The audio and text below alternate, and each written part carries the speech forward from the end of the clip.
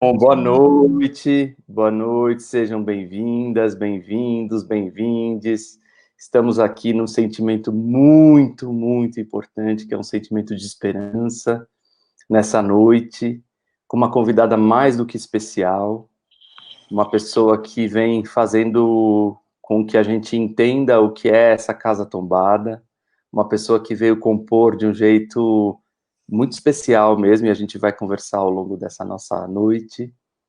E uma pessoa que essa noite vai dividir conosco a sua trajetória, no que a gente vem chamando na casa, nesse terceiro encontro, de saberes e sabores da Casa Tombada. Não é esses saberes e sabores nasceu de uma vontade da Edith Derdick.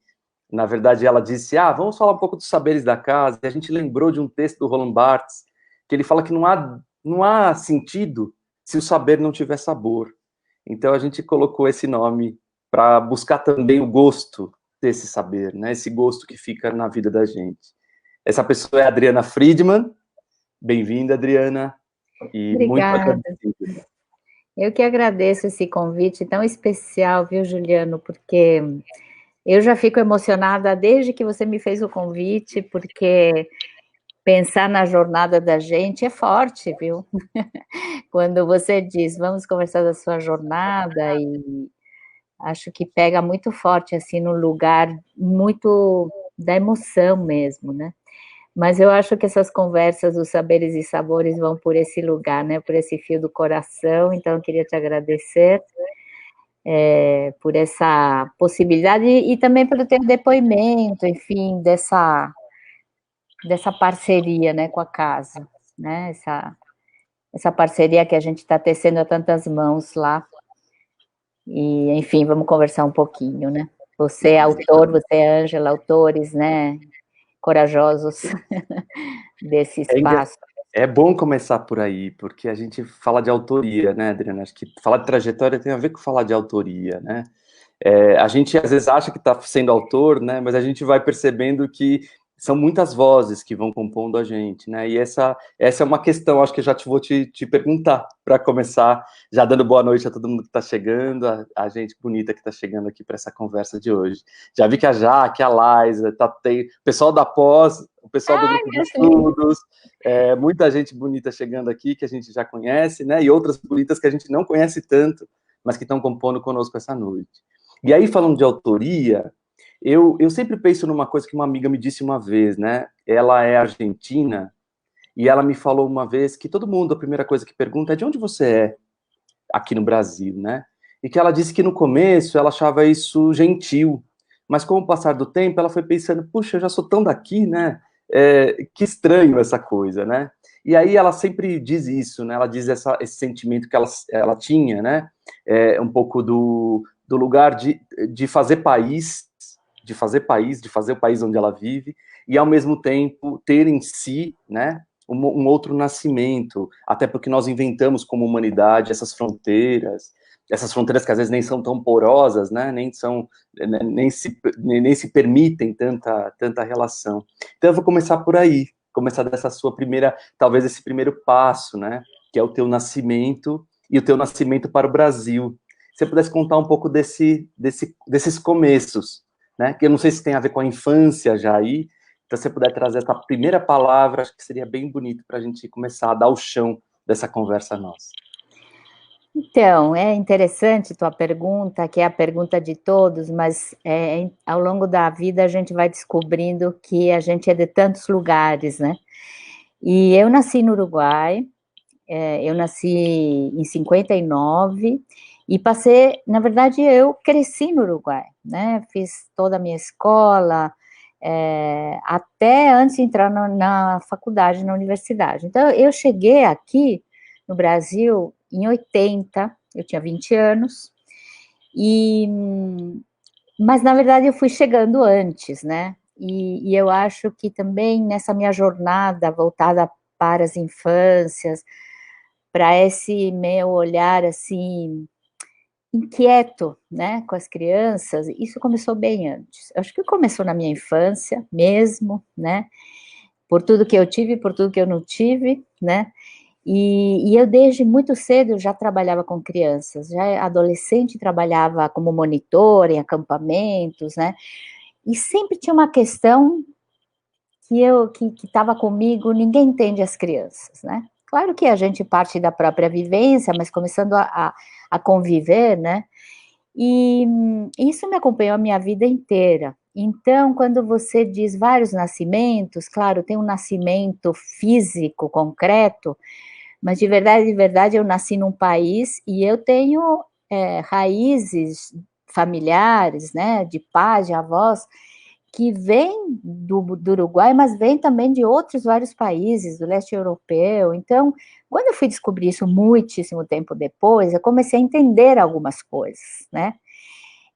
E a minha chegada aqui, que se deu bem antes, né, dos anos 80, porque eu vou te contar uma coisa: quando eu tinha 15, 16 anos, chegou nas minhas mãos a primeira porta que me abriu para a cultura daqui, que foi Pedagogia do Oprimido, do Paulo Freire.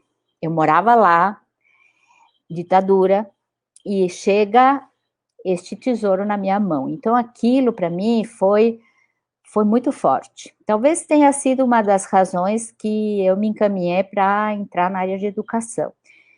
E quando eu chego aqui, é um nascimento, mas é algo esquisito, porque eu sempre me senti tão daqui, que eu não sei onde tem essa explicação, mas algo muito forte aconteceu quando eu cheguei. Eu vinha de um país onde não havia, todo mundo ia na escola, não havia analfabetos, não havia essa vulnerabilidade, nem fome, né?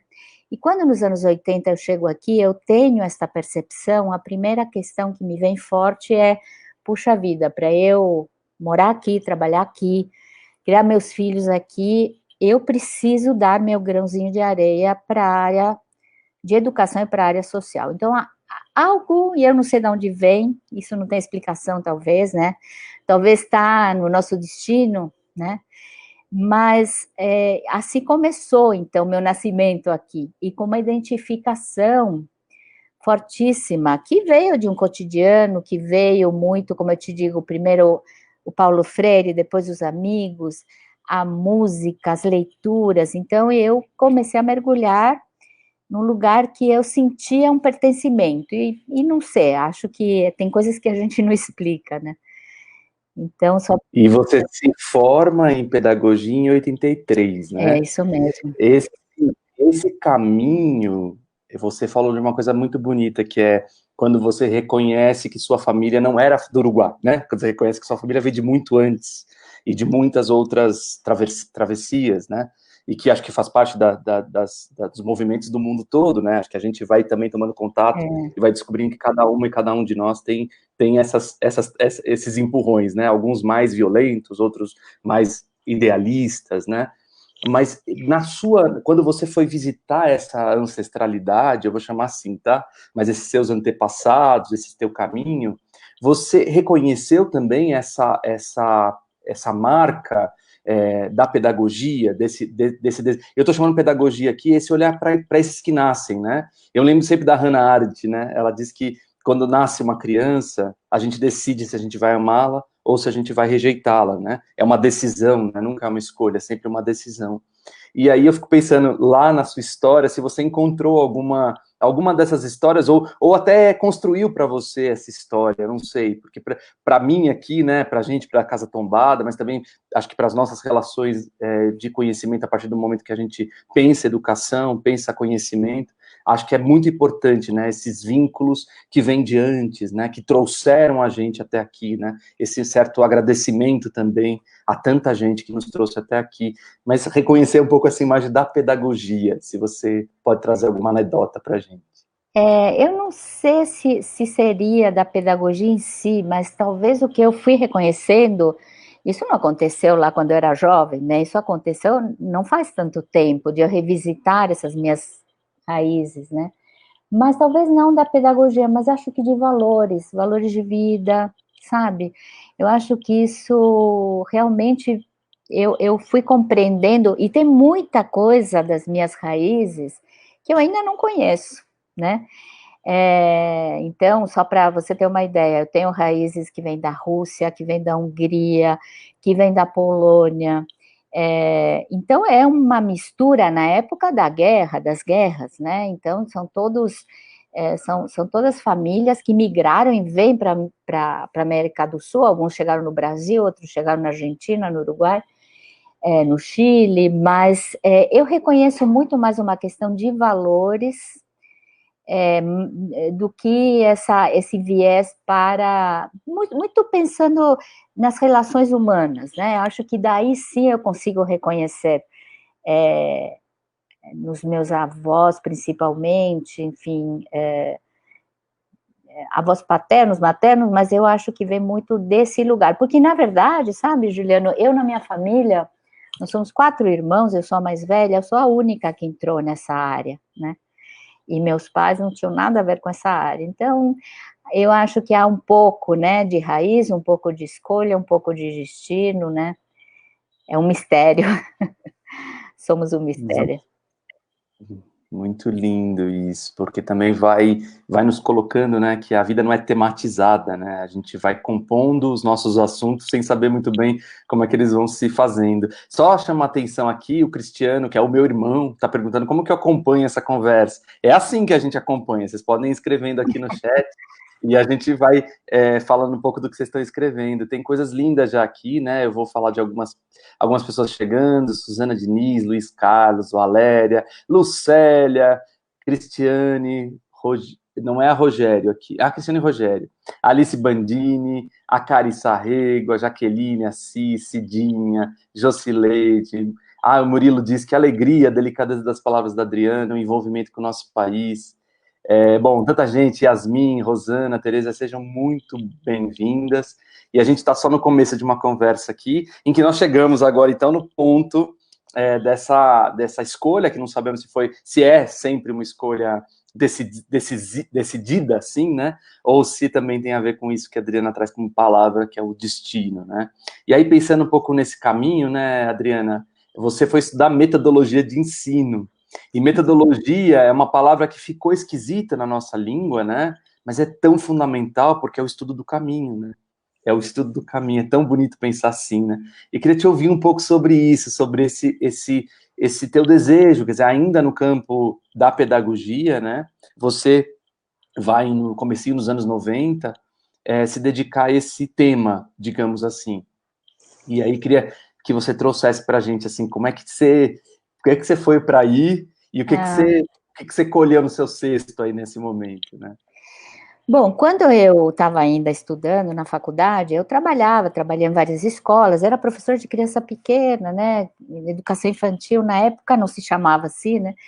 E eu comecei, eu era muito jovem, 21, 22 anos, eu não me conformava como é que as crianças não brincavam, né? Porque as crianças ficavam sentadas, ficavam com lápis e papel, e isso ainda eu estava na faculdade, mas de repente, no último ano da faculdade, eu me deparo com um artigo de um iugoslavo, Ivan Ivic, o nome dele, que escreveu numa revista da Unesco sobre um projeto internacional que começou nos anos 70 na Europa, de resgate de brincadeiras tradicionais. Eu já estava no último ano da faculdade, eu li aquilo, eu falei, nossa, é isso. Sabe assim, esses encontros naquela época havia artigo de revista, né? Mas aí a vida se encarrega, né? Então, na sequência, eu entrei no meu mestrado, nessa área de metodologia, e meu tema era incrível. Hoje eu olho para trás e falo, gente, como a gente às vezes tem uma certeza de algumas coisas e não sei da onde, mas falei, eu quero ir atrás das brincadeiras tradicionais para mostrar como elas têm a potência de desenvolver as crianças. Porque se eu, na minha infância, que eu fui, acho que com 6 anos eu fui na pré-escola e os meus antepassados brincaram e não tinha escola, como assim que as crianças não podem mais brincar? Estou falando dos anos 80, onde ainda se brincava um pouco mais que hoje.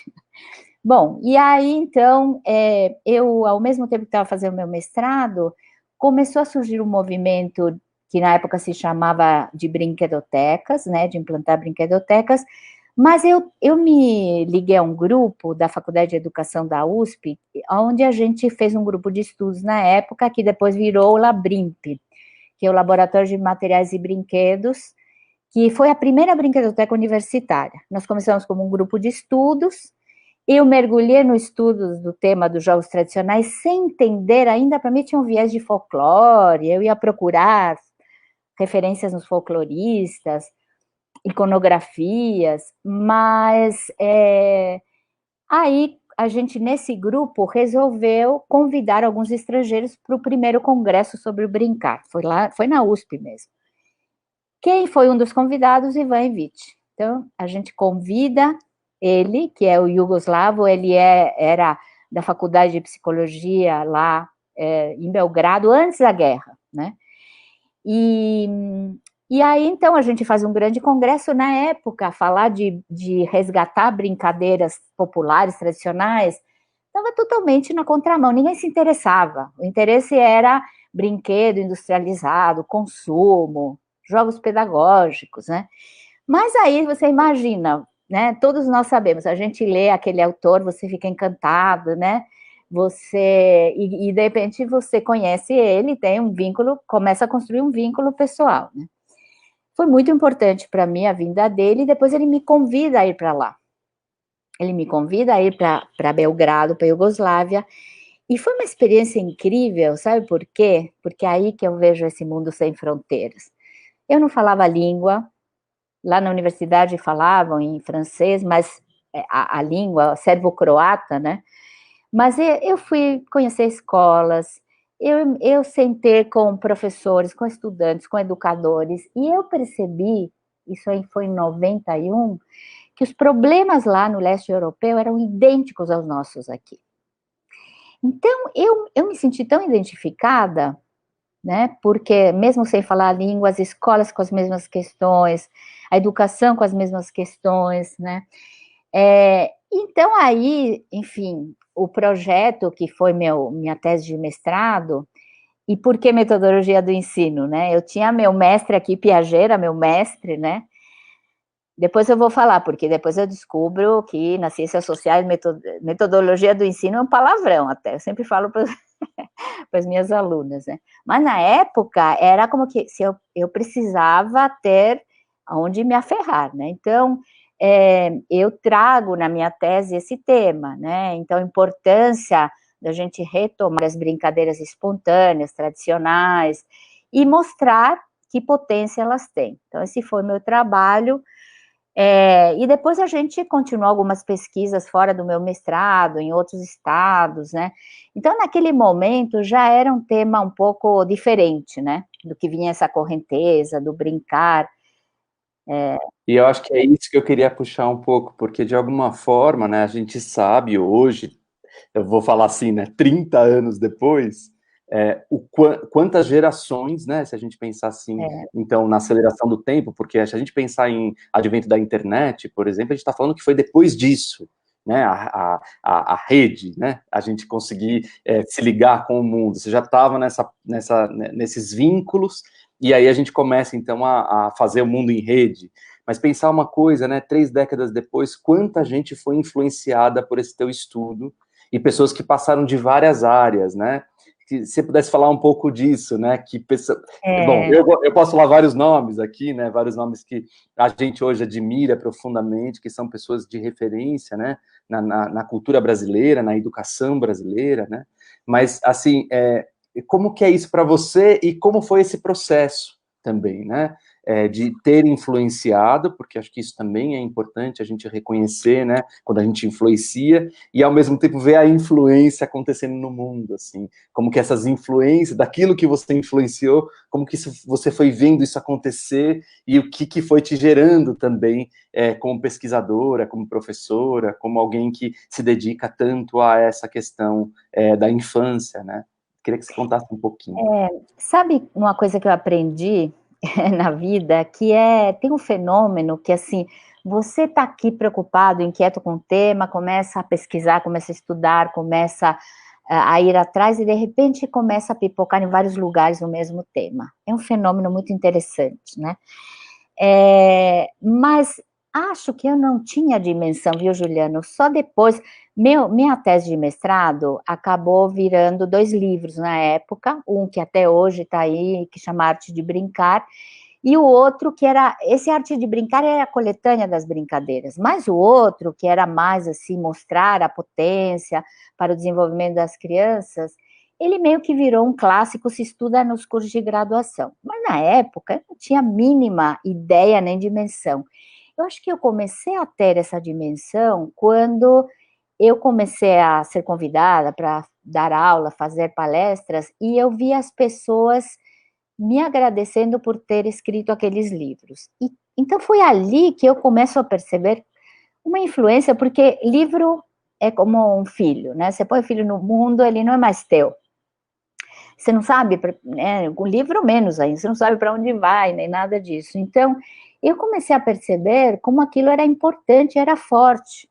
E por isso também eu continuei sempre escrevendo, né? Porque eu acho que quando a gente dá aula para um pequeno grupo, hoje estamos online, né? Então a gente tem essa outra possibilidade. Mas você dá aula numa disciplina, numa faculdade, um curso X ou Y, você pega um pequeno grupo. E eu comecei a ver cada vez Só mais. uma observação, não quero te cortar, mas você é a Lucélia Borges, que é lá da Bahia, né? Que hoje mora em São Paulo, uma amiga querida, uma xilogravurista incrível, uma artista incrível, uma pesquisadora incrível, companheira do Marco Aurélio. Ela diz assim: eu mesma estudei no magistério o seu livro. Olha que coisa linda, Lucélia. Eu me arrepio com essas. Porque a gente não tem dimensão, sabe, Juliano? Então, eu aí comecei a entender, e uma coisa que começou a acontecer, eu acho que eu tive 2 movimentos na minha vida, um muito proativo, de correr atrás, né, e de juntar pessoas e batalhar por diferentes causas, e o outro que começaram a vir muitos convites.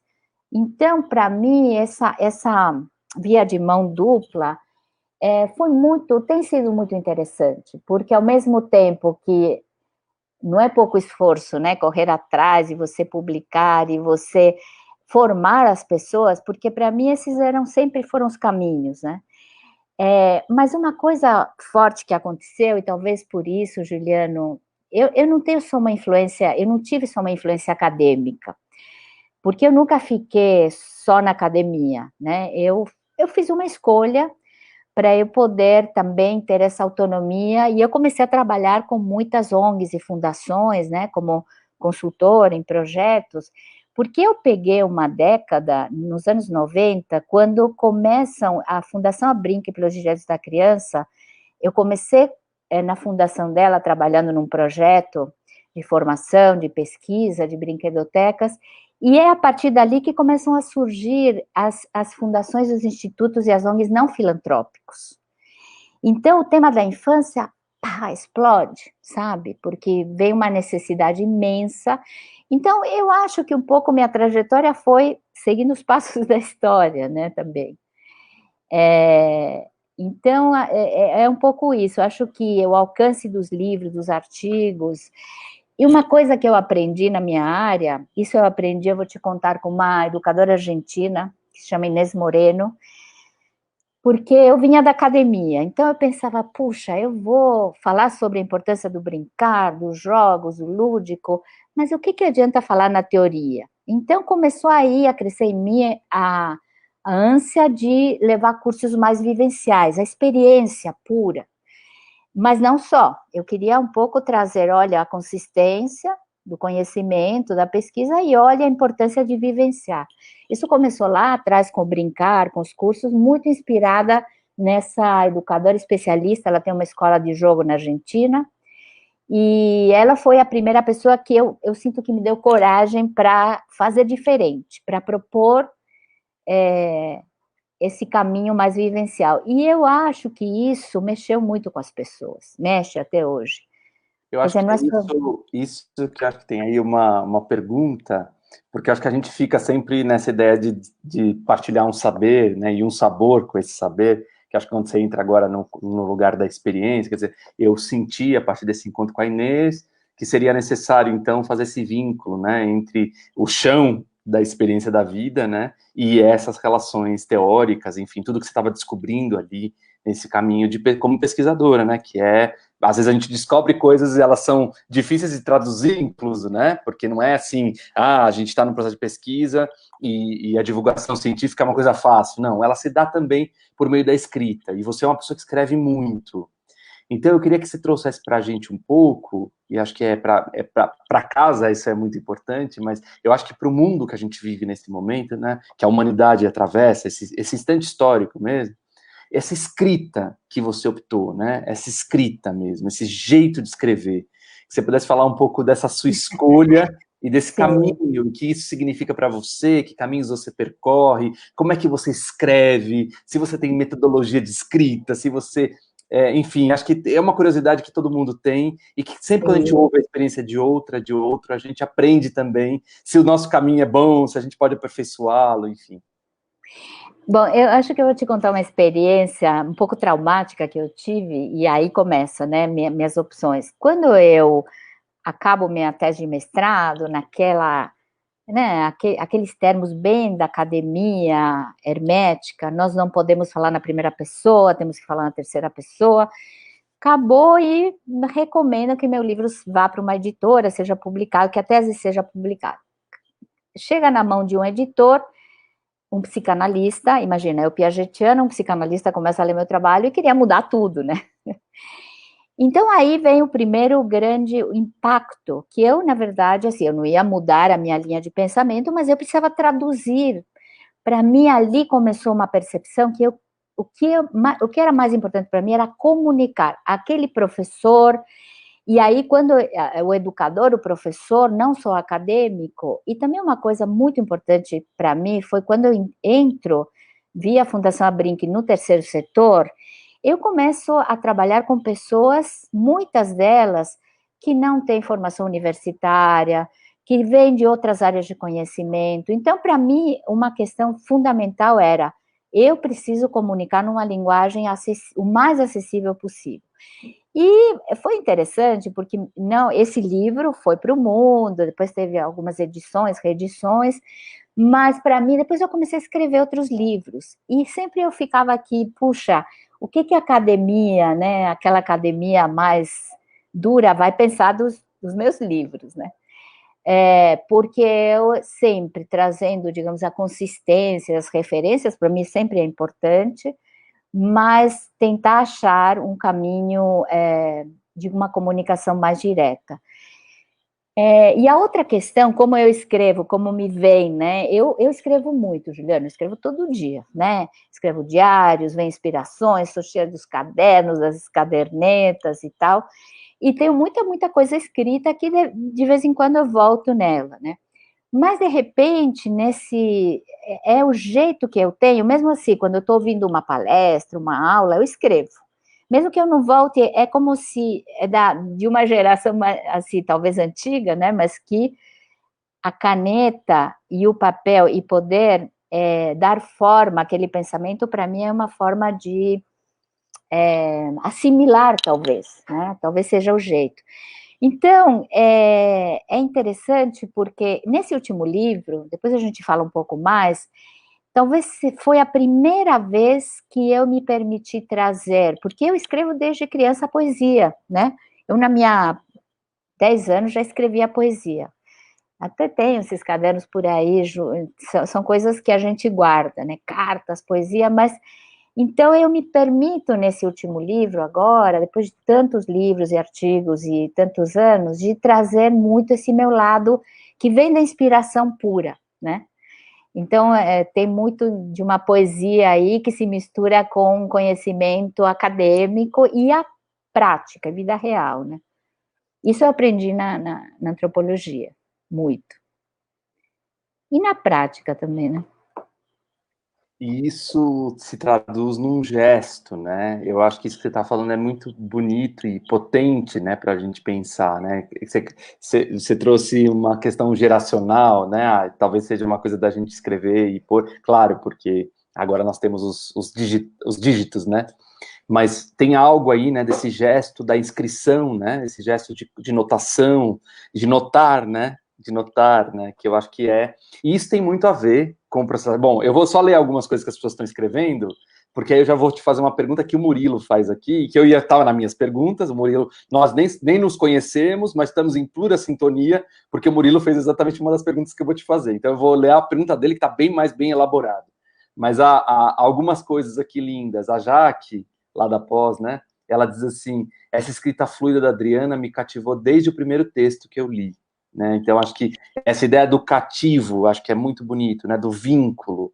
Quer dizer, esse desejo de comunicar chega a quem lê, e, portanto, quem lê reconhece. A Alice Proença está dizendo que te conheceu no lançamento do teu primeiro livro. Então, acho que também esses encontros, quer dizer, um livro, né? Eu acho que isso... Estou falando de pistas aqui dessa conversa incrível, né? De pistas para a gente pensar. Um livro pode criar vínculos, né? E vínculos Sim. que podem ser para uma vida, né? A Cidinha Paranhos, ela diz assim, na educação infantil aprendemos no decorrer de todo o processo de aprendizagem, dos pequenos, a importância das brincadeiras, voltando à nossa infância e descobrindo o quanto se aprende por meio do brincar. E, claro, tendo pessoas que nos ensinam, como a Adriana, por meio de seus livros.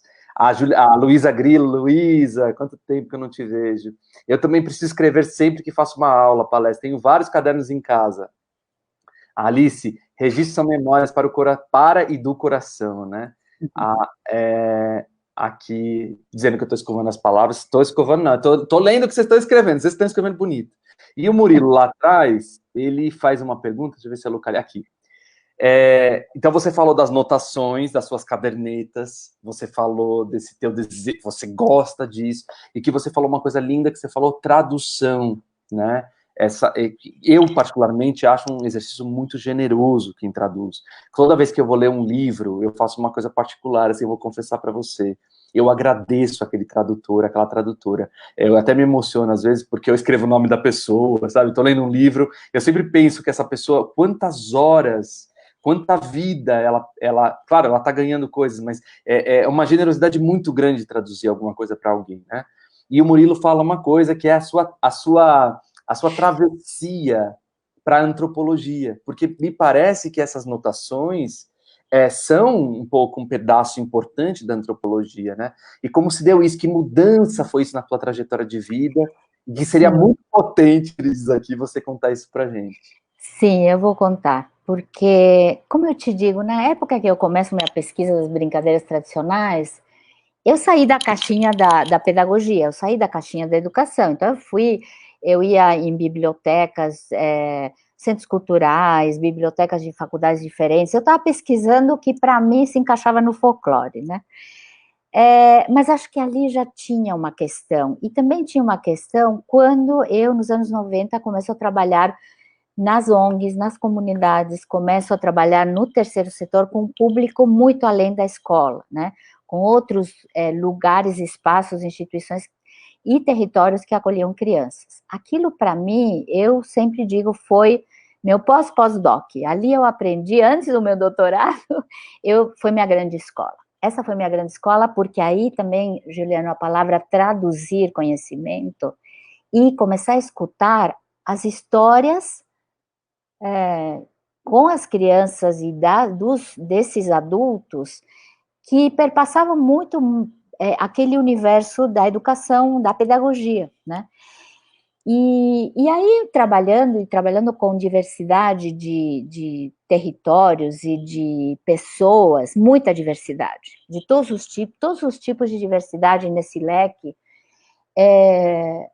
começa a vir para mim, e eu sempre fui muito autodidata, então, embora já tivesse acabado meu mestrado, eu acabei meu mestrado e falei, não volto mais para academia, não volto mais para academia, e eu continuava aprendendo e continuava estudando.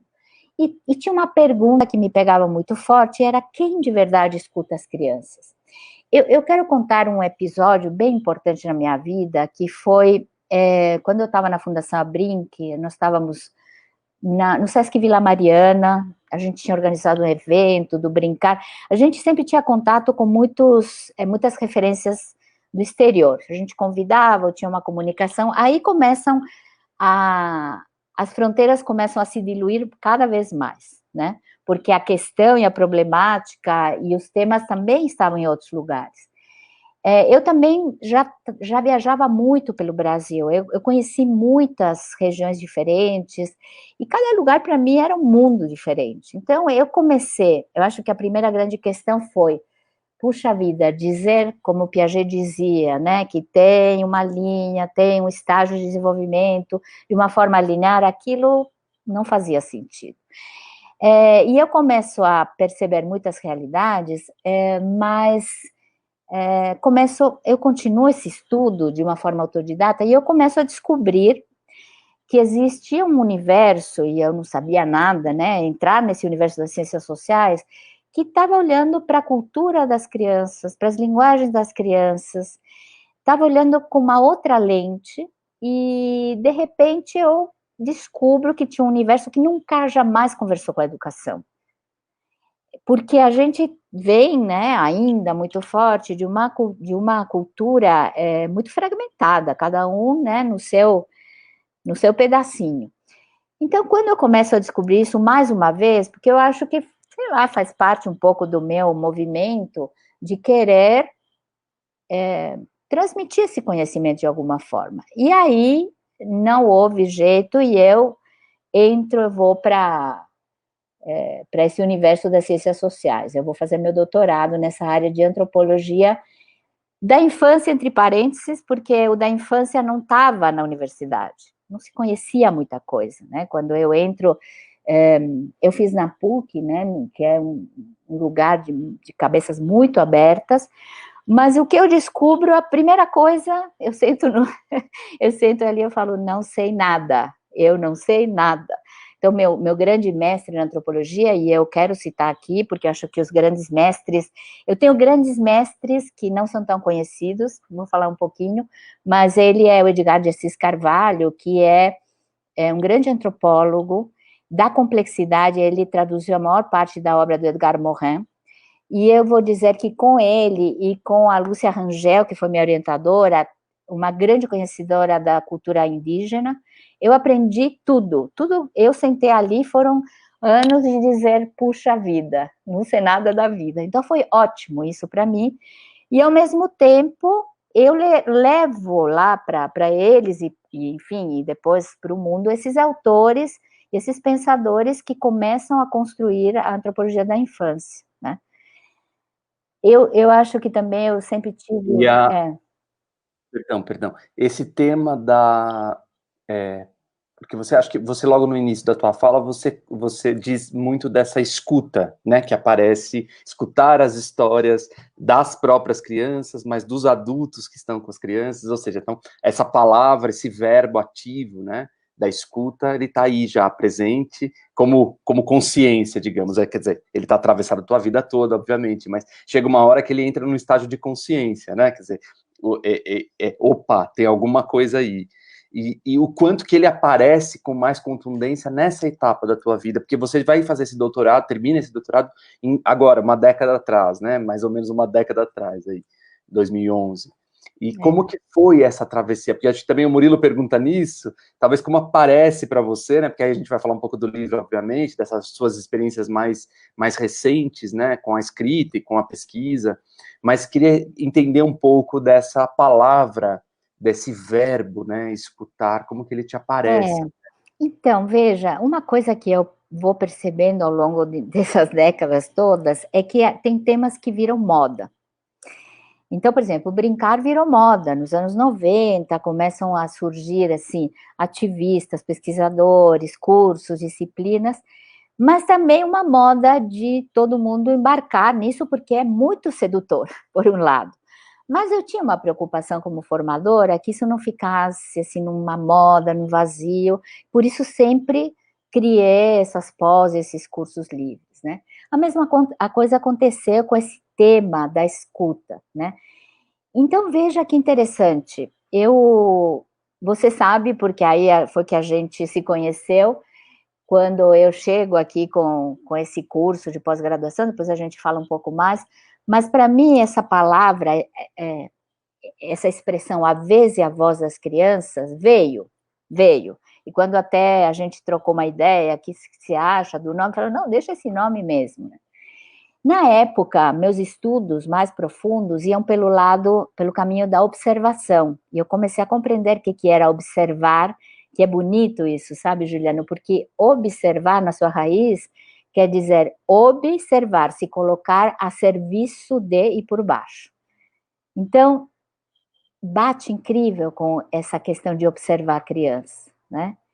E eu fui trabalhar muito profundamente isso, você se abaixar e se colocar nesse lugar a serviço desse conhecimento delas, né? Aí eu entro em outros universos, mas aí começa a pipocar, escuta, escuta, escuta, escuta, né? Porque eu acho que são as modas também, né? E essa delicadeza no uso das palavras, né? Porque hoje também há uma certa confusão em dizer escutar, então quer dizer que eu pergunto, outro responde, eu vou escutar. Mas você sabe que eu trabalho isso, eu provoco muito que essa escuta vai muito além da palavra verbal somente, né? Então, nós temos todas as outras linguagens. Esse é o lugar, eu acho, mais delicado e mais difícil para quem vai escutar. Porque todos nós escutamos a palavra e a gente não vai além muitas vezes. Ou descrevemos o que estamos vendo, mas tem muito mais por trás e mais profundamente. Então, é nesse lugar que eu cutuco um pouco, e é claro que aí entra muito um lado de psicologia, um lado de autoconhecimento, e eu vou trabalhar com os educadores questões que são mais profundas e tem muito a ver com uma transformação interior. Então, assim, talvez o tema é a mesma coisa que eu falava, como ensinar sobre o brincar sem brincar. E agora, como falar do escutar sem escutar, sem se escutar, né? Eu acho que você traz, perdão, você traz uma outra imagem que me acompanha. Não quero mexer no fluxo da tua consciência aí, mas pensar um pouco de alguém que convive com você mais recentemente, né? A gente acha que está convivendo uns 3 anos para cá. E uma coisa que eu acho que é muito forte, né? Para mim, na minha experiência contigo, é o quanto que você se devota à autoconsciência, né? A tudo que vai chegando, e parece talvez você não tenha a dimensão de quanto isso ensina. Acho que tem, né? Acho que uma boa parte você tem, talvez outra parte não é tanto. Nunca é tudo, né, que a gente tem com a dimensão, mas que é esse acolher o que é estranho como algo que pode ser conhecido, né? E isso é muito concreto na experiência de quem convive com você. Eu posso dizer de uma pessoa que convive com você e que já conviveu em situações mais fáceis, mais difíceis, e que acho que para mim foi um dos maiores aprendizados da vida quando eu entendi isso, que demorou um tempo para entender, que é alguém que sabe acolher o que é esquisito, o que é estranho, e tem a ver para mim com um autoconhecimento, né? Com algo que alguém exercita, é alguém que exercita muito o autoconhecimento, e você para mim é uma figura que eu não conheci outra igual, eu acho assim, nesse sentido mesmo, e não estou falando aqui retoricamente, aproveitar para falar em público isso, como eu aprendo com esse lugar de um permanente exercício de autoconsciência. E aí eu queria te perguntar, esse espaço na tua trajetória, chegando aí nesse ponto da escuta das crianças, né, ou dessa escuta mais ampla, porque eu até tenho visto você como se estivesse ampliando, claro, a criança está aqui, às vezes é a voz das crianças, mas é como se estivesse ampliando, eu vejo como um zoom, assim, como, já que a gente está usando zooms agora nas experiências, né, como se o tema fosse assim, quase como um alargamento, olha, tem muito para olhar aqui, talvez aqui tenhamos que descansar. E o quanto você relaciona isso com esse autoconhecimento, com essa relação com algo invisível, né? A gente está vivendo uma geração nossa de uma oportunidade imensa, né? De decidirmos se vamos querer o planeta ou não vamos querer, né? Porque agora é decisório, né? A gente não tem mais escolha, ou a gente decide, né? E a gente vê todas essas pessoas falando, esses grandes líderes falando, essas grandes líderes falando da importância da gente atentar ao invisível, né? Ao invisível, que tanto tempo foi maltratado, né? Como uma espécie de conhecimento menor e tudo. Então eu queria que você trouxesse para a gente essa sua visão também de composição, né? Eu não sei, assim, acho que é vontade de dizer para as pessoas como é um privilégio poder conviver com alguém que vive nesse convívio, né, entre essas duas dimensões, assim. É que tuas perguntas são também de uma profundidade, eu não sei se eu vou atingir o que você está me perguntando, mas eu vou pegar o exemplo dos sonhos hoje. Você vê como nesses 8 ou 9 meses tem se falado dos sonhos, né? O Ailton Krenak, o Siddhartha Ribeiro, o Cacaveira já falava, né? É um lugar que a gente nunca olhou muito, né? Então, assim, passa batido, acorda com aquela imagem, a gente leva um susto, a gente não entende e vai para o mundo, né? E eu tenho insistido muito nessa questão, que é o invisível, né? E o que a gente acha que é visível, tem um invisível, tudo tem um invisível por trás, né? Eu, pessoalmente, até muita coisa, muita vida, muitos anos, né? Eu acho que tem o que a gente acha que sabe, mas tem um universo imenso que a gente desconhece e que a vida é a grande escola, né? A vida que vai nos dando as grandes lições. Não tem nenhum livro, né? Não está inscrito em nenhum lugar, mas há algo do invisível que eu sinto assim uma inquietação, uma angústia nas pessoas, porque nós não fomos educados para lidar com isso. A maior parte da população aqui no mundo não foi educada para compreender que tem outros conhecimentos que não estão, por mais que se tente, eu entendo essa complexidade da qual fala o Edgar Morin e todos os, principalmente quem estuda assim, o ser humano, os psicólogos, e mesmo os antropólogos, né, os antropólogos vão olhar muito para esse lugar,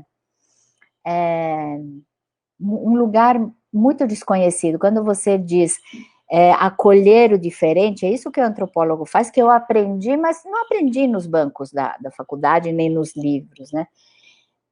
Eu acho que a gente aprende na vida, todo dia, com cada pessoa, e não é fácil, viu, Juliano? Porque não é assim, ele é diferente, pronto, então tenho que... Eu aprendi um exercício da gente tentar se colocar no lugar do outro, né? Porque também eu acho que o que a psicologia nos ensina, né, que a gente muitas vezes espelha e o que você gosta no outro, ou te incomoda no outro, também está dentro da gente. E é difícil aceitar. Então, são exercícios cotidianos, né, mas dá muito trabalho. Então, haja autoconhecimento até o fim da vida, né? Então, eu Mas acho... esse trabalho, ele impulsiona para algum lugar, né? Porque acho que é isso que é o bonito, né? Porque ao mesmo tempo que dá esse trabalho todo, é ele que também vai gerando as novas perguntas, né? As novas inquietações. E aí acho que a gente podia dividir um pouco com quem está aqui, e que talvez algumas pessoas aqui estejam mais acompanhando, tanto a trajetória da casa como a tua, mas algumas pessoas estão chegando hoje, estão conhecendo essa conversa, né? Só para lidar um pouco aqui com as coisas que estão aparecendo, tá? A Carla Bruna, que foi estudante da primeira turma de pós-graduação, A Vez e a Voz das Crianças, ela diz assim, escutar os silêncios é a coisa mais linda. Depois ela diz, sem dúvida, esse curso da pós deveria ser matéria obrigatória na formação de professores. É de alguém que fez o curso, né, e que acho que foi de fato muito especial, está sendo, eu acho, né, mas essa turma que, quando conclui algo, né, é muito forte. A Luísa, que está acompanhando o seu curso livre na casa, né, ela diz, tudo tem algo escondido, e muitas vezes é um tesouro prestes a ser desenterrado. Dá trabalho cavar, mas quando encontramos é tão lindo. A Cidinha diz, não só escutarmos, mas dar vez e voz aos pequenos, até para possibilitar uma aproximação e entender os sentimentos e emoções deles. Aí eu acho que isso dialoga diretamente, né, com a experiência da vez e a voz das crianças. Se você pudesse contar para a gente, essa parte eu já conheço um pouco mais. Tá. Bom, primeiro dizer o privilégio que foi para nós a sua chegada na casa, naquele momento com esse projeto que você tinha, que era uma síntese, né, mesmo, de um percurso importante, percorrido, e acho que contar um pouquinho para a gente como é que você chegou nele, como foi, como está sendo, enfim. Bom, é interessante porque acho que aquilo surge já quando eu começo a te contar que nos anos 80 eu me engajo em projetos de mostrar a importância de ter espaços para as crianças brincarem. Para mim, o brincar sempre foi um carro-chefe na minha como ativista e como educadora, há muitos anos, muitos anos. E eu fui compreendendo que criar espaços para brincar era dar vez e voz, né? Espaços para elas se expressarem. E ao longo dos anos, e por isso você fala da síntese, como eu falo mesmo, eu fui descobrindo que tem tantas outras linguagens invisíveis, né? Falando do invisível aqui. Então, eu fui adentrando, não tão com tanto conhecimento como outras pessoas, né? Mas nas artes, na música, nas expressões do corpo, nos sonhos. E, claro, aí se abre um leque. Não é que só se abre, você compreende que vai muito além de um conhecimento, porque cada pessoa é um universo. E você me perguntava como veio essa questão de escrever. Para mim é meu canal de expressão, é um dos meus canais, que é uma das coisas que eu incentivo nesses cursos, e eu vou falar um pouquinho dessa síntese, né? Então, com todo esse aprendizado que eu tive na área de ciências sociais, com todo o trabalho, né, como ativista, como consultora, conhecendo muitas escolas e propostas, eu fui conhecendo muitos profissionais que começavam a se debruçar, cada um desde um lugar nessa área da infância, né? Então, psicólogos, educadores, essas novas fundações que se abrem, urbanistas, ativistas sociais, economistas que abrem ONGs, políticos que estão ali batalhando pelos direitos, e por aí foi. Então, isso começou a me dar uma dimensão e também uma ânsia de um estudo por compreender e dizer, ninguém sozinho vai desvendar esse universo das crianças, né? E foi aí que veio, eu acho que eu não quero deixar de lado uma fase muito importante, que foi a fase da Aliança pela Infância, porque antes de eu chegar nessa síntese, Perdão, eu ia te falar dessas duas coisas também, que é a aliança e o mapa, né, também. Então eu queria falar um pouquinho disso antes de chegar na voz, porque eu comecei a contar que quando eu estava na Fundação Brinque, nós estávamos no Sesc Vila Mariana, e de repente estávamos nessa organização do evento, eu estava do lado de fora e chega uma senhorinha assim, pequenininha, magrinha, uns 70 e poucos anos, então ela chega para mim e fala assim, eu não sei se você me conhece, meu nome é Ute Kremer, eu te conheço e eu queria te fazer um convite. Eu quase desmaio ali, né? Porque quem não conhecia o Ute Kremer, né? Um ícone, né? Uma pessoa de grande inspiração. Então, eu quase desmaio ali na hora, né? Então, ela falou assim, olha, nós estamos trazendo um movimento que vem de fora e eu queria te convidar para você se juntar a nós. Então, a Aliança pela Infância surge do movimento do brincar, o movimento da cultura de paz, ligado ao Palas Atena, o movimento da antroposofia, né? Porque a Ute Kremer, para quem não sabe, ela foi a fundadora da Associação Comunitária Monte Azul, e, nossa, aprendi tanto com ela. Nós trabalhamos juntas à frente da Aliança pela Infância, que é um movimento durante 7 anos.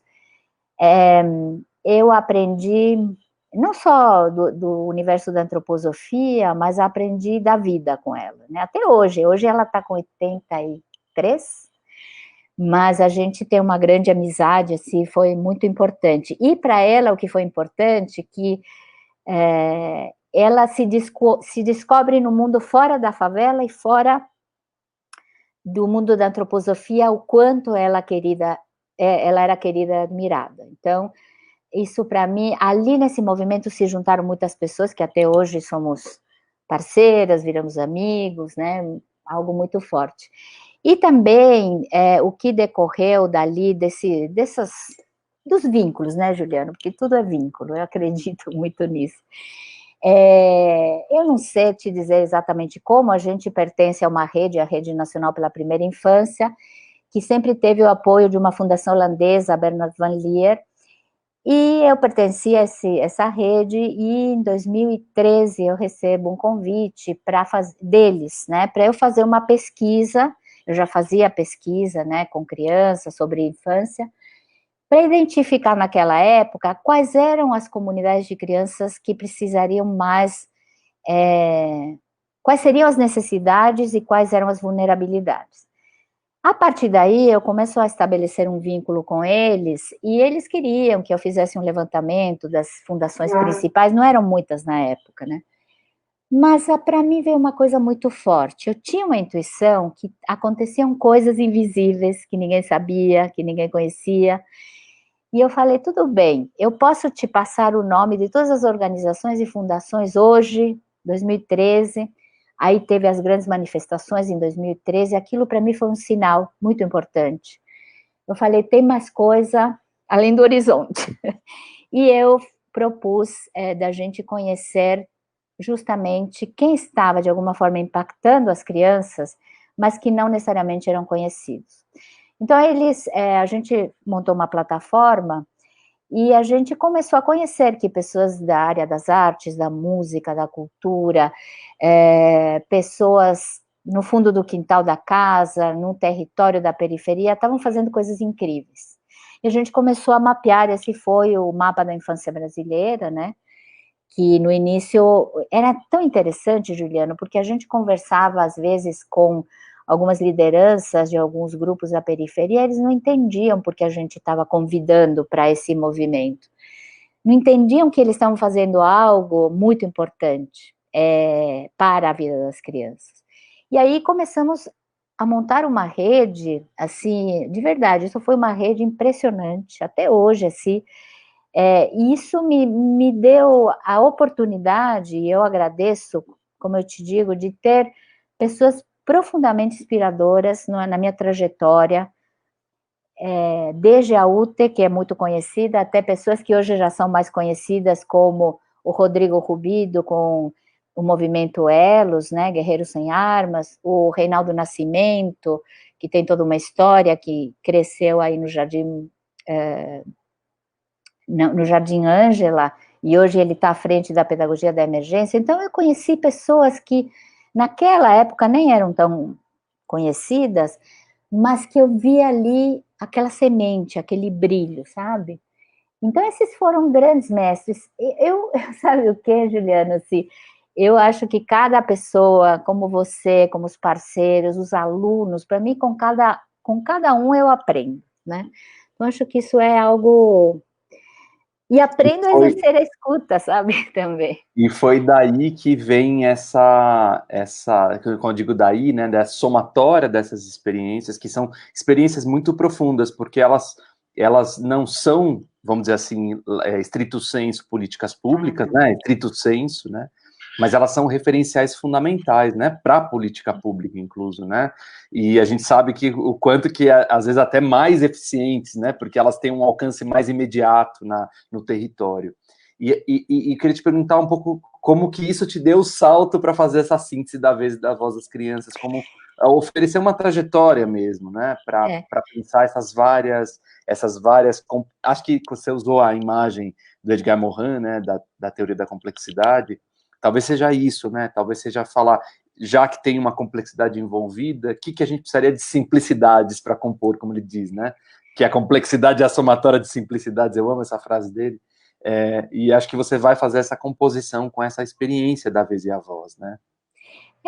Eu acho que também, assim, como eu já tinha uma trajetória acadêmica, com curso de pós-graduação, educação lúdica, vários cursos no Singularidades, aquilo me mostrou que eu tinha ali algo que perpassava somente o conhecimento acadêmico, mas que precisava ser comunicado e ser transmitido. Então, aí eu acho que, assim, eu não vou dizer que foi um sabático, porque não foi, eu nunca tirei um sabático, mas foi um tempo de falar, puxa vida, deixa eu olhar um pouquinho tudo isso, acho que está na hora de criar uma síntese para comunicar a importância das pessoas quebrarem as fronteiras, né? Um pensamento sem fronteiras, como muito eu aprendo do Edgar Morin, essa não fragmentação dos saberes, né?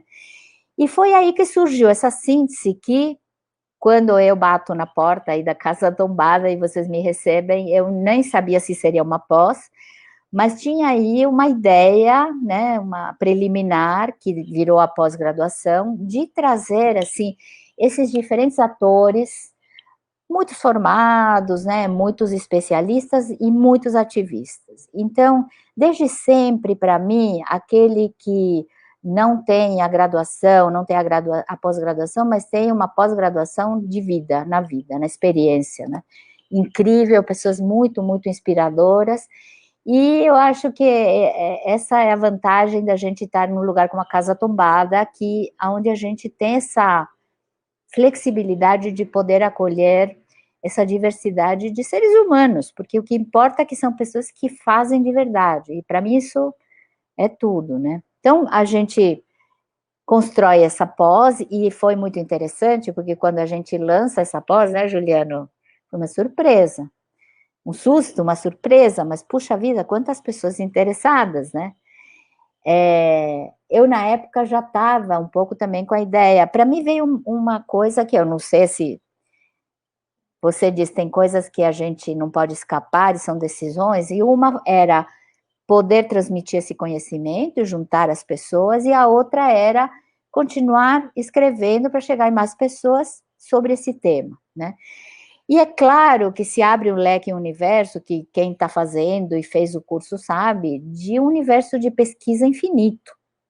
Infinito de verdade, no sentido de que a gente está começando a escutar e aprender com as crianças um conhecimento que até agora a gente estava surdo, estava cego. E continua, né? Não é tão simples você semear, né, algo novo, né? Porque no início, mas o que sim, a palavra escuta. Então, de novo, um pouco que vira uma palavra que está na boca de todo mundo.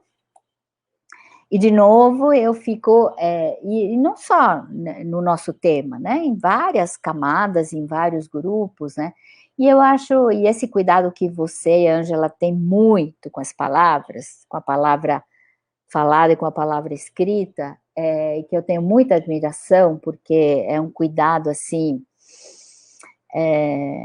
permanente, cotidiano, né, como a Luísa também, como a Luísa Cristóvão. Então, veja que coisa forte para mim. Olha, eu vou te falar uma coisa que interessante. Eu sempre escrevi livros em português. Eu nunca escrevi na minha língua materna. Uma vez eu fui chamada a escrever um artigo em espanhol. E para mim, o uso das palavras também, apesar que vem as palavras, eu tenho um cuidado porque você me perguntou como é esse processo, né? Então, assim, dá muito trabalho. Vem, você esboça, você vai ali, como eu digo, é como uma peça de barro, de argila, né? Você modela e depois você tem que ir aparando as arestas. E a mesma coisa com um livro, um artigo, seja lá o que for. Então, aí é um mistério para mim, porque eu fui aprender português quando eu tinha 18 anos, né? Mas para mim eu acho que eu sonho em português, sabia? É muito, sei lá, E isso é realmente um mistério, né? Porque todo mundo que fala dessa alfabetização em outra língua, né? Não sei se é assim que a gente diz, mas esse letramento em outra língua é mais futuro, né? Não na primeira infância. Dizem que é impossível, né? Tem uma amiga que fala uma coisa muito engraçada. Ela diz assim: quando eu quero xingar, eu xingo. Ela mora na Bélgica. Eu xingo em português. Eu não consigo xingar em outra língua, né? Mas eu tô brincando aqui, mas para dizer, é um desafio e mas ao mesmo tempo uma amorosidade. É isso que eu queria trazer. Eu aprendi também com uma grande amiga, inclusive, que vai estar aqui no dia 7, depois eu vou falar um pouco sobre isso, lá no finalzinho, no último minuto, mas a Ângela Papiani, que ela diz, ela fala muito dessa coisa da amorosidade, né? E a gente só aprende se a gente ir aprendendo essa profundidade que você apresenta, né? Com amorosidade. Eu queria falar como essa amorosidade, ela transpira, né? Vou te falar algumas frases que estão aparecendo aqui para dizer, olha como isso é forte, né? A Rosane Romanini diz assim: conheci a Casa Tombada e foi maravilhoso estar lá numa assembleia da OMEP. Sou do Rio Grande do Sul, é um lugar mágico. Aí a Jaqueline diz assim: está passando um filme na minha cabeça. chegar na casa tombada, ser recebida pelo Gil, pela Adriana, gratidão aos movimentos da vida que me levaram até esse coletivo tão potente, maravilhoso. A Cris Rogério, Cris que é moradora da casa, né? Adriana, ouvi-la me dá uma vontade de chorar, mas assim, como respirar fundo, sabe? Quando a gente respira fundo, opa, me perdi aqui, e se emociona, porque a gente sabe que pode fazer muito ainda. A Rosane Bonitinho. continua dizendo, aprendi com a Adriana a olhar uma foto de uma brincadeira e fazer uma lista de aprendizagens. Olha essa imagem, minha gente.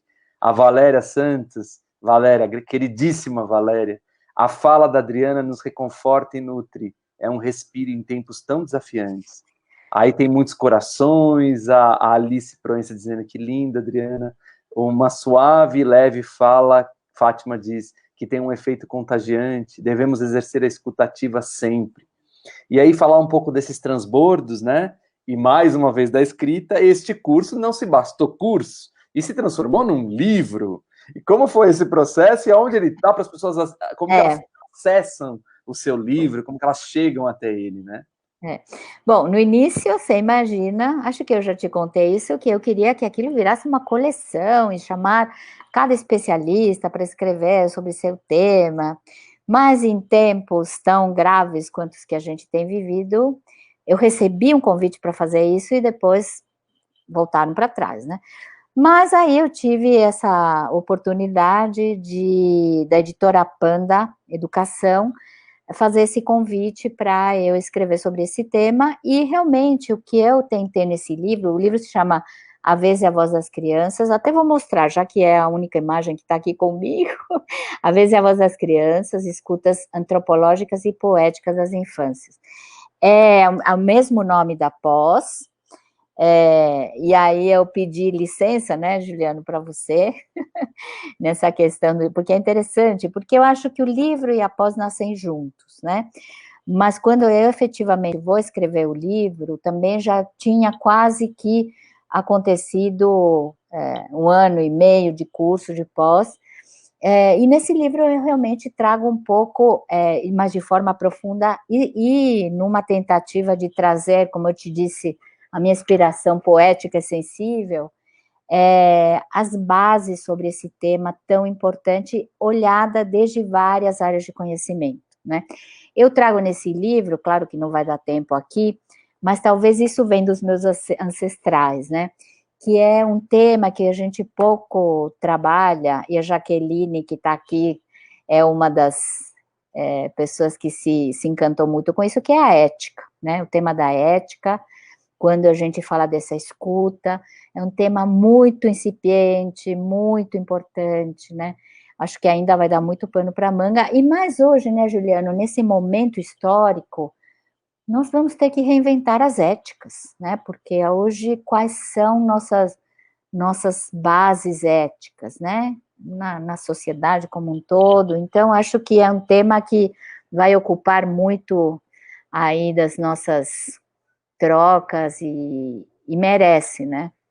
Sabe que já tem leitoras aqui, né? A Luciane Sanches diz, lenda e maravilhada com o livro. A Cris Sesc, linda Cris, incrível livro. Que belo título, me fez lembrar A Hora das Crianças, de Walter Benjamin. É aquele livro que ele escreve para a rádio, né? Das atividades feitas para a rádio, para criança, que é maravilhoso também. Parabéns, muito grata por participar desse momento. Amei a capa, Alice Bandini. Fala, Alice Bandini, grande Alice. Pessoa incrível, mas uma obrigada, gente. contadora de história. Parabéns, muito grata por participar desse momento. E acho que, como é que a gente chega no livro, Adriana? Pela editora Panda, ele está nas livrarias, como que... Então, assim, por ocasião do lançamento do livro, a gente construiu um site com o mesmo nome, A Vez e a Voz das Crianças. Nesse site tem um link para a compra do livro direto para a editora, e também nesse site vocês vão poder olhar um pouco sobre os grupos de estudo, sobre as pós, sobre a próxima pós, né, Juliana, que vem aí ano que vem, mas depois você conta. Então, o livro está aí, eu acho que, assim, vem também, essas são as sincronicidades da vida, a coincidir com o momento da Base Curricular Nacional da BNCC, que tem discutido muito o tema da escuta. Então, as minhas interlocuções têm sido com as pessoas mais variadas, nos territórios mais diferentes. Sendo que o território da escola é o lugar, assim, onde as pessoas têm um maior desafio, eu diria. E eu sempre falo uma coisa, eu acho que você falou uma coisa bem importante e bonita, que é o amor. O Edgar Morin falava 2 dias atrás, numa conferência, ele falava: educar com amor é o caminho, é a única metodologia. A gente falou aqui de metodologia, não tem metodologia, eu acho que tem assim, a verdade de cada pessoa, o que te move, o que te inquieta, o que te revolta, essa conexão ali com as crianças e com as famílias e com os pares, né? Eu acho que não há uma fórmula, eu fui desconstruindo meus métodos, minhas metodologias, algo que eu entendi que a vida é outra coisa, né? Eu acho que é isso que transborda, né? Eu falei do transbordo 2 vezes, né? Falei de novo mais uma vez agora a importância desse transbordo, que eu acho que é isso que a gente está sentindo aqui, né? Na nossa conversa de hoje, que já está chegando no final. Eu queria trazer aqui algumas falas, né? Algumas pessoas estão perguntando da pós, que a Adriana falou, depois você fala. Bom, eu acho que a Adriana falou do site, super importante, a Vez e a Voz das Crianças. É .com, Adriana? .com.br? .com. A Soraya já colocou aí pra gente, Isso, aqui na tela, tá aí na tela. Então, por meio do site, vocês vão conhecer todos os trabalhos da Adriana, que são trabalhos que independem também da casa, ou seja, dialogam com a casa, conversam, alguns são diretamente na casa, como é o caso da pós.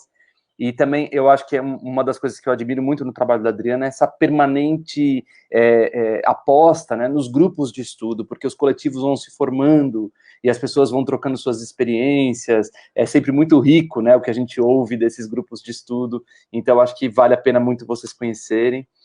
Bom, em relação à pós, vai ficar para o ano que vem, alguém perguntou aqui onde é essa pós-graduação. Bom, é na Casa Tombada, ela vai acontecer na Casa Tombada. A gente tem pensado muito com relação à pandemia, porque a gente vê, claro, fica todo dia bastante esperançoso com cada notícia de vacina, com cada processo que a gente acha que pode sair dessa pandemia. De alguma forma o mundo já se transformou, mas a gente vai buscar um outro jeito de estar no mundo, né? E queremos logo poder estar de um jeito presencial, mas isso não está claro para a gente. Então, diante dessa não clareza, a gente vai lançar online.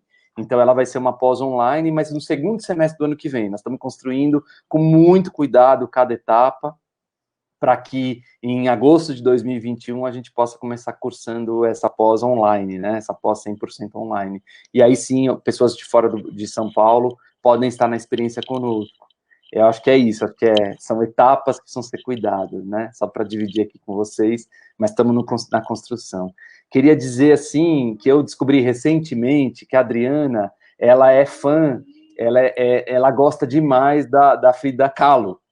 E a Frida Kahlo tem uma frase que é assim: se eu pudesse lhe dar alguma coisa na vida, eu lhe daria a capacidade de ver a si mesmo através dos meus olhos. Só então você perceberia como é especial para mim. Eu escolhi essa frase para dizer isso para você, tá bom? Eu vou ler de novo com um pouco mais devagar, porque é o que eu estou dizendo agora para você, na minha gratidão profunda por esse encontro. Se eu pudesse lhe dar alguma coisa na vida, eu lhe daria a capacidade de ver a si mesmo através dos meus olhos. Só então você perceberia como é especial para mim. Queria agradecer profundamente essa conversa de hoje. Estou muito emocionado mesmo. Eu que agradeço, Juliano. Falar suas palavras finais aqui para a nossa conversa.